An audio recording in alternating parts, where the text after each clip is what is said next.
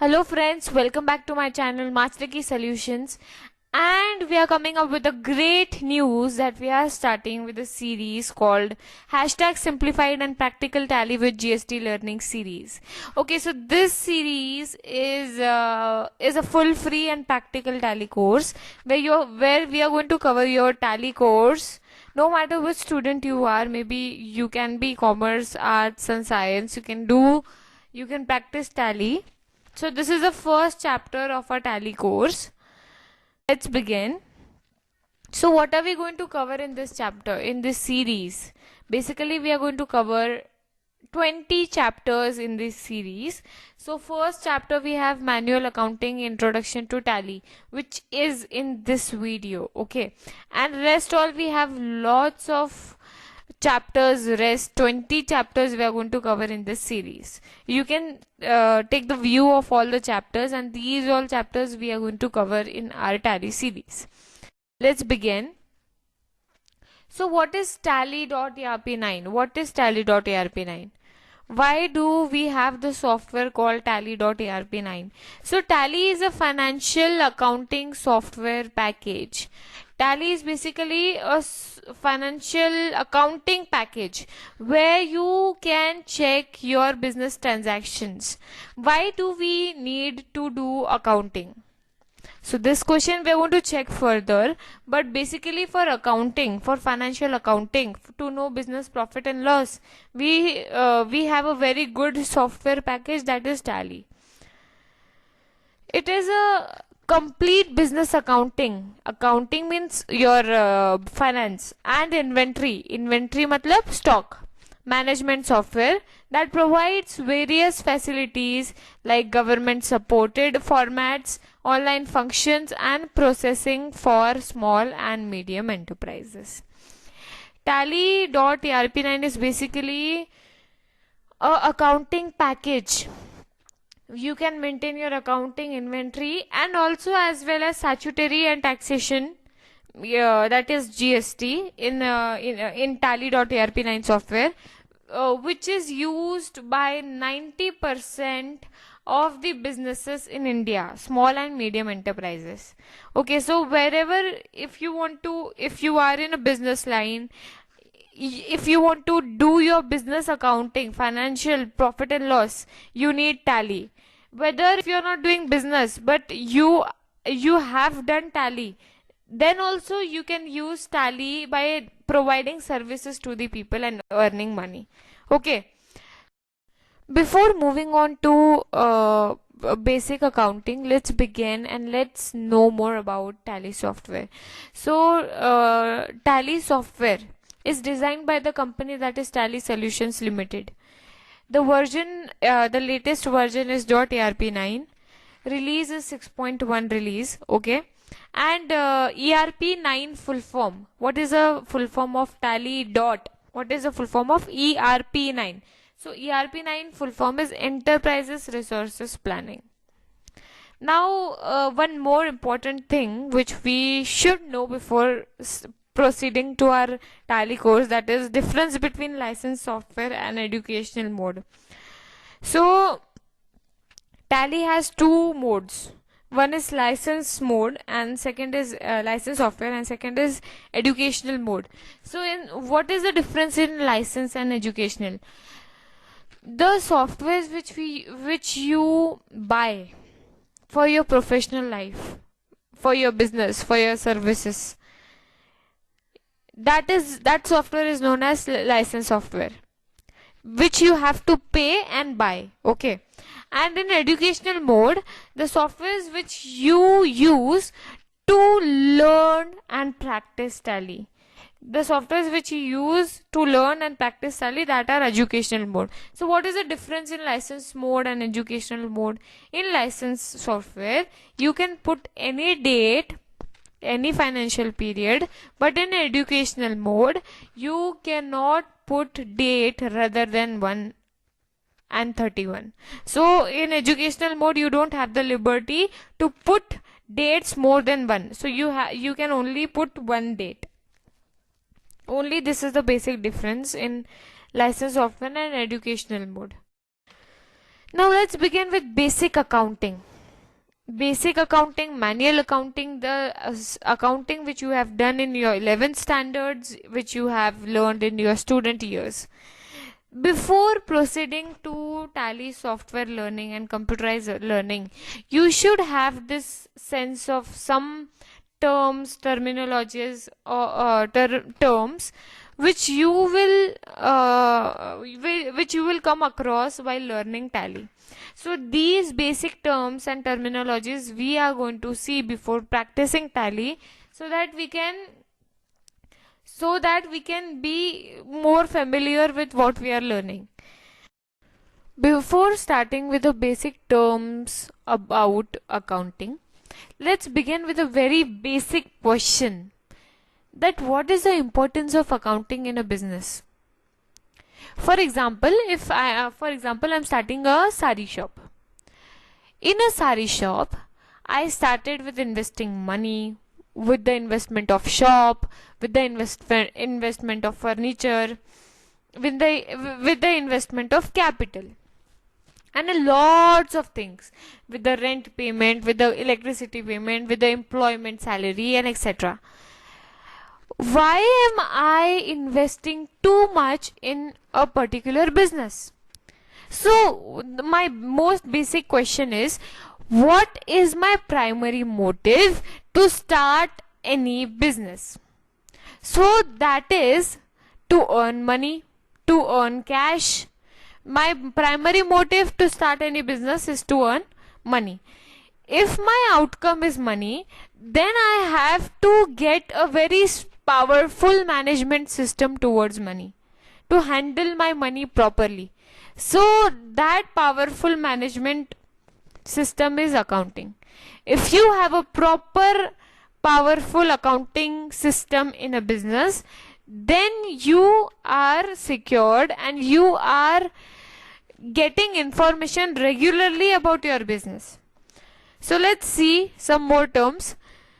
So importance of accounting in business is to know information about business profit and loss, to know information about financial status of the business का financial status. What is your financial status in market? कैसा है? ज़्यादा cash है, कम cash है, कैसा status है? To get information about receivables and payables, two new terms, receivables and payables. What is receivables and payables? The money which I am going to receive in future, which I have given on credit on to people and I am going to receive in future, that is receivable. And payable, the money which I have taken on loan and I have to pay. So I should know in my business how much money I am going to receive or how much money I am going to pay to people in future. That is how much loan I have given to people and how much loan I have taken from people. To get information about assets and liabilities, two again new terms which we are going to discuss further in detail, but for now, for basics, what is assets and liability? In any business, as I said that I have started with a sari shop. In my sari shop, my saris are my goods which I am going to purchase and I am going to sell and I am going to earn profit. But my furniture, my shop, all these things are my property, which is long term. That are my assets. The things which your property in business, that is asset, and liability means all the payables in the business, all the loans. Maintain tax information. What do we have to do by maintaining tax information? So that is, by maintaining tax information, I will maintain that how much money I have to pay to the government, how much money is refundable by the government, and etc. And stock details. Stock details means in my sari shop how many saris I have, whether I have any other stock, or how many categories of saris do I have, what category of sari is selling the most, all these things. The most important, cash and bank details. When you're starting a business and that is to earn money, then money is cash and bank. How much cash in hand do you have and how much cash at bank do you have? In short, what is your cash balance and bank balance? Getting it? In previous slide we saw that what are the importance of accounting. Now in this slide we are going to see what is accounting. So what is accounting?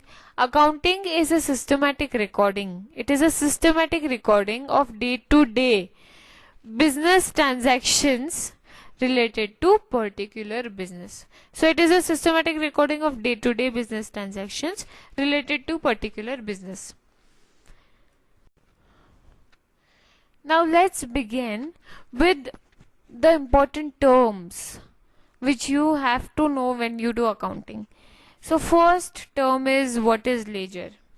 Okay, for now I am giving you a condition. एक situation देती हूँ. आपने आपका business शुरू कर दिया and आपके business में आपको अकाउंटिंग करनी है. For now you don't have computers to do accounting. Now you have two conditions. काफी अच्छी से समझ जाएंगे अगर ये एग्जाम्पल आपको समझ में आ गया तो. दो कंडीशन है आपके पास. एक कंडीशन है कि आपके पास एक बुक है और आपके जितने भी लेन देन और ट्रांजैक्शन हो रहे हैं आप उस बुक में रिकॉर्ड करना शुरू कर रहे हो लाइन बाय लाइन. मैंने इतना परचेस किया, मैंने इतना सेल किया, मैंने इतना कैश दिया, इतना कैश लिया, इतना बैंक में डिपॉजिट किया. ये एक कंडीशन हो गया. एंड दूसरा कंडीशन हमारे पास ये है कि मैंने एक बुक बनाई है, उसके अंदर मैंने मेरे बुक में पेजेस डिवाइड कर दिए 10 पेजेस में. 10 पेजेस में ऊपर मैंने हेडिंग दे दी परचेस, 10 पेजेस में बाद में मैंने ऊपर हेडिंग दे दी सेल्स, 10 पेजेस में फिर ऊपर बैंक डिपॉजिट, बैंक विड्रॉ, ऐसे मैंने हेडिंग्स दे दी. सॉरी. अब इसमें at the end of the month और इन द सेकेंड कंडीशन, और मैंने वैसे ट्रांजैक्शंस करना शुरू भी किया. अगर मैंने परचेस किया तो मैंने वो परचेस के 10 पेजेस में जाके परचेस मैंने इतना किया, फिर मैंने सेल किया तो सेल्स के पेजेस में जाके लिख दिया, विड्रॉ किया, डिपॉजिट किया तो उनके सेक्शंस में लिख दिया.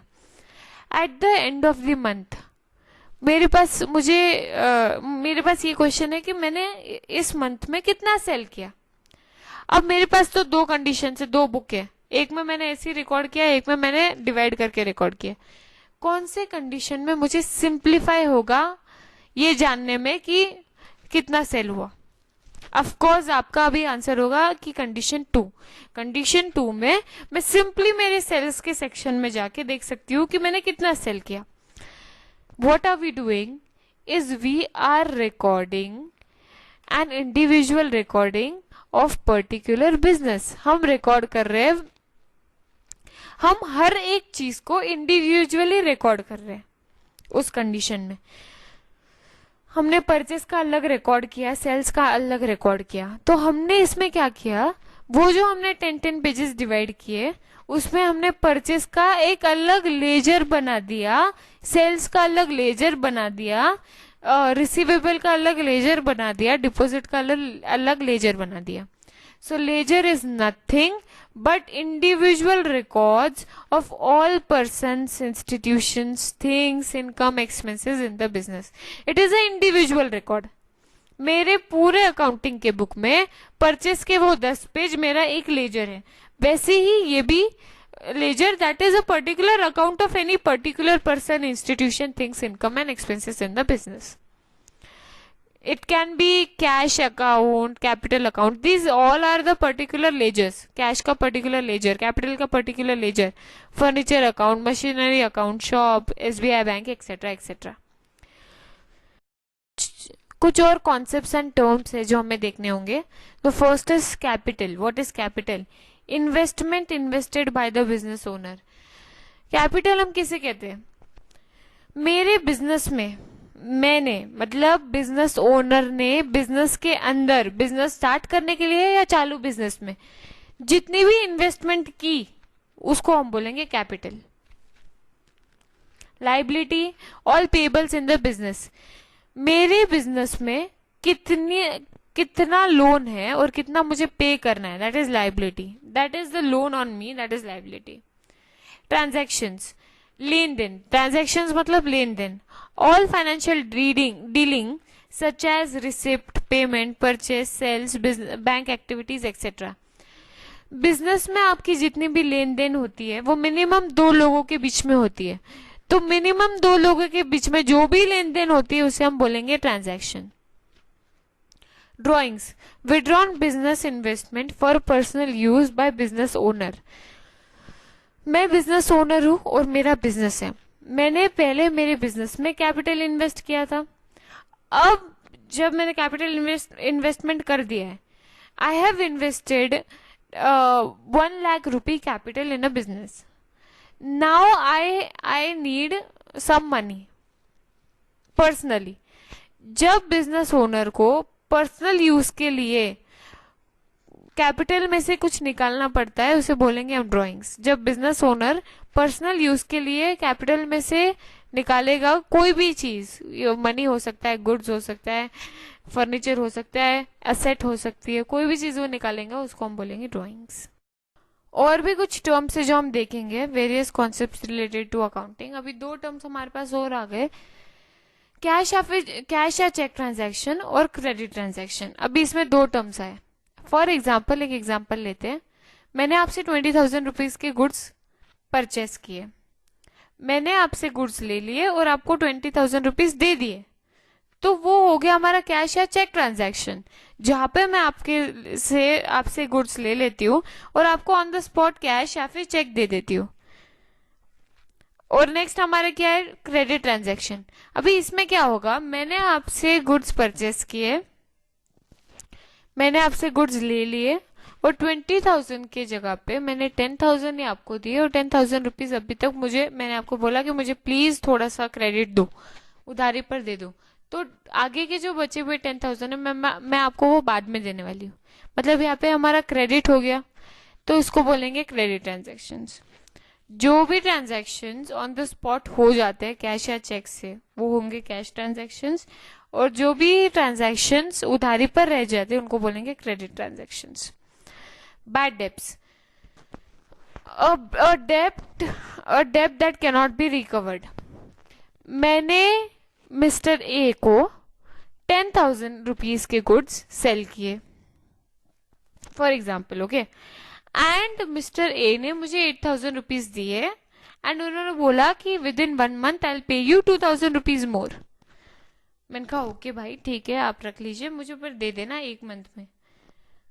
अभी 1 month हो गया, 2 month हो गया, पैसे नहीं आए. एंड बाद में मुझे पता चला कि उनकी शिफ्टिंग हो गई है यूएस.